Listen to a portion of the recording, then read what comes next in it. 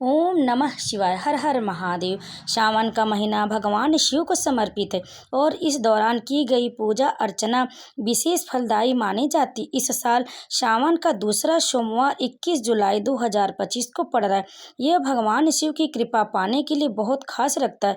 भक्तों वहीं इस दिन कुछ विशेष चीज़ों जैसे शिवलिंग पर अर्पित करने से भगवान शिव खुश होते और भक्तों के सभी कष्ट को हर लेते। ऐसे में भक्तों आइए जानते हैं किस प्रकार से सावन के दूसरे सोमवार की आप पूजा करें, किस विधि से पूजा करें जिससे भगवान भोलेनाथ प्रसन्न हो। सर्वप्रथम गंगा जल। गंगा जल भगवान शिव को बहुत प्रिय। ऐसी मान्यता है कि गंगा जल से अभिषेक करने से भगवान शिव तुरंत प्रसन्न होते और सभी मनोकामनाएं पूरी करते।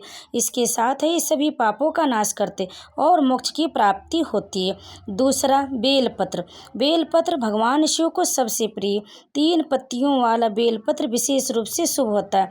ऐसे में शिवलिंग पर बेलपत्र चढ़ाना बहुत ही आवश्यक है। बेलपत्र को अर्पित करते समय ओम नमः शिवाय मंत्र का जाप करें। ऐसा करने से घर की दरिद्रता दूर होती है। इसके साथ ही जीवन में सुख समृद्धि आती है। धतूरा और भांग। धतूरा और भांग भगवान शिव को बहुत ज़्यादा पसंद है। इन्हें अर्पित करने से भगवान शिव की कृपा मिलती है। साथ ही भक्तों को रोगों से मुक्ति मिलती है और नकारात्मक ऊर्जा दूर होती है। दूध। गाय का दूध शिवलिंग पर चढ़ाना बहुत ही शुभ माना जाता है। दूध से अभिषेक करने से भगवान शिव प्रसन्न होते। इसके साथ ही संतान प्राप्ति की भी इच्छा पूरी होती और आरोग्य का आशीर्वाद मिलता है। इसीलिए सावन के दूसरे सोमवार भगवान शिव की दूध, दही, घी से आप चीनी और शहद इन 5 चीज़ों को मिलाकर आप उनका रुद्रा अभिषेक करें। इससे भगवान भोलेनाथ की विशेष कृपा प्राप्त होगी और आपका सुख सौभाग्य बना रहेगा। भक्तों सावन के इस पवित्र महीने में भगवान के शिवलिंग का रुद्र अभिषेक करवाना बहुत ही शुभ माना जाता है। इसे बहुत ही फलदायी माना जाता है। इसलिए संभव हो तो आप शिवलिंग का रुद्रा अभिषेक अवश्य करें। इससे भगवान भोलेनाथ प्रसन्न होते हैं। अगर आप सक्षम हैं तो इस दिन आप रुद्रा अभिषेक कराएं। दूध, दही, घी, चीनी से आप देख सकते हैं किस प्रकार से रुद्रा अभिषेक हो रहा है। इस तरह से आप मंदिर में जाकर, अपने शिवालय में जाकर आप रुद्रा अभिषेक अवश्य कराएं।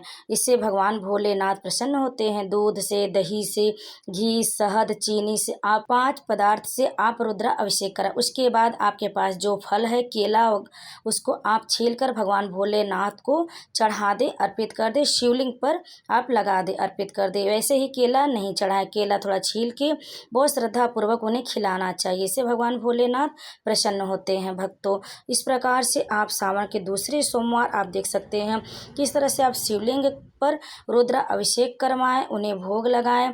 इससे भगवान भोलेनाथ बहुत ही प्रसन्न होते और उसके बाद ही आप भगवान भोलेनाथ को जो चीज़ें हैं सब अर्पित करने के बाद ही आप इन्हें अच्छी तरह से आप पंचामृत के तौर से फिर इन्हें किसी पात्र में अच्छे से उठा लें और ये प्रसाद तैयार हो जाता है। क्योंकि कहते हैं शिवलिंग पे चढ़ाया हुआ जो भी दूध रहता, दही रहता है, जो पंचामृत का सामान तैयार होता है वह अवश्य ही खाना चाहिए। इससे भगवान भोलेनाथ प्रसन्न होते क्योंकि उनका रुद्राभिषेक हुआ। रुद्राभिषेक की जो प्रसाद रहती है वह अवश्य ही खाना चाहिए। इस तरह से शिवलिंग पे जो भी चीज़ें अर्पित की गई हैं, चढ़ाई गई हैं, दूध, दही, केला और चीनी में किसी स्वच्छ बर्तन में इसे सब उठा लेना चाहिए। उसके बाद शिवलिंग को बहुत अच्छी तरह से गंगा जल से फिर जल से उसे अच्छी तरह से साफ करना चाहिए। साफ करने के बाद फिर से उनकी विधिवत पूजा शुरू करनी चाहिए। आप इस तरह से आप पात्र में उसे उठाकर रख लें।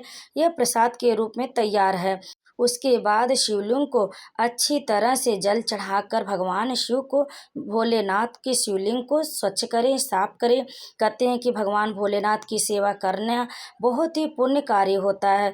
तो आप भोलेनाथ को सेवा करने का मौका मिला है तो इसलिए आप विधिवत उनको साफ कर दें, साफ को स्वच्छ कर दें। उसके बाद ही पूजा शुरू करें और उसके बाद आप हो सके तो नारियल का पानी भी ज़रूर चढ़ाएं। कहते हैं नारियल का पानी ठंडा रहता है, इसलिए शिवलिंग पर नारियल का पानी भी चढ़ाया जाता है। बहुत ही शुभ माना जाता है नारियल चढ़ाना, नारियल का पानी चढ़ाना। इस तरह से आप शिवलिंग पर सावन के महीने में अच्छी तरह से भगवान शिव की इस तरह से आप पूजा कर सकते।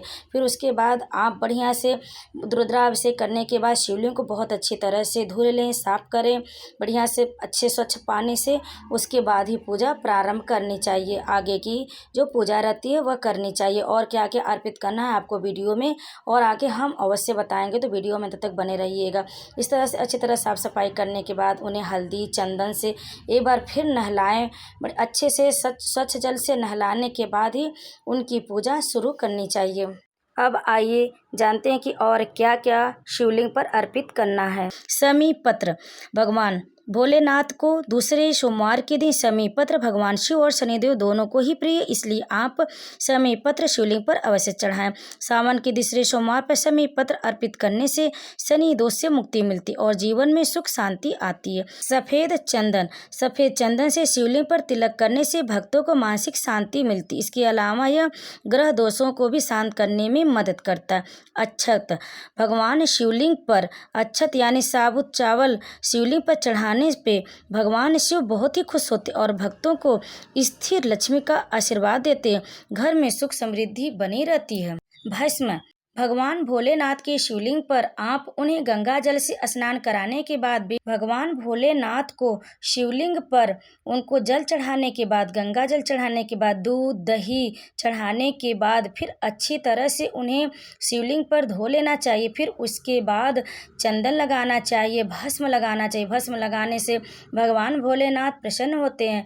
इस तरह से अच्छी तरह से पूरे उन्हें स्नान कराने के बाद जल चढ़ाने के बाद ही आप उन्हें बेलपत्र धतूरा भांग मिश्री चीनी शहद और घी इस तरह से आप सभी चीज़ें शिवलिंग पर अर्पित करें। फिर भस्म लगाकर उसे अच्छी तरह से आप शिवलिंग पर लगा दें। फिर उसके बाद चंदन कुमकुम आपके पास जो भी पूजा की सामग्री अच्छी तरह से भगवान भोलेनाथ को लगाकर उनका पूजा करें और अच्छी तरह से शिवलिंग को पहले साफ कर लेना चाहिए, क्योंकि जल दूध दही ये सब चीज़ें ऑयली रहती हैं, तो इसलिए पहले उन्हें अच्छे से साफ करने के बाद ही भस्म और धूप दीप वगैरह लगाना चाहिए।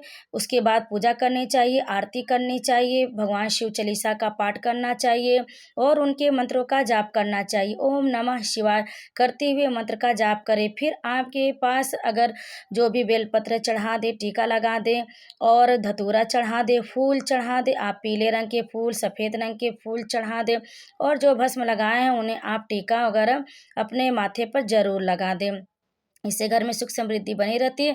फिर सही तरह से पूजा करने के बाद अक्षत चढ़ाएं और जितने भी लोग हैं सभी लोग भगवान शिव पर अक्षत जरूर चढ़ाएं। ध्यान रखें कि अक्षत चावल टूटा हुआ ना हो। इस तरह से आप सावन के दूसरे सोमवार को विधिवत पूजा करें। बेलपत्र पर आप ओम नमः शिवाय जय श्री राम लिखकर भी अर्पित अवश्य करें। इससे भगवान भोलेनाथ बहुत ही प्रसन्न होते हैं। वीडियो अच्छी लगी तो लाइक शेयर कमेंट में हर हर महादेव अवश्य लिखें। आप सभी को सावन माह की हार्दिक शुभकामनाएं। ओम नमः शिवाय।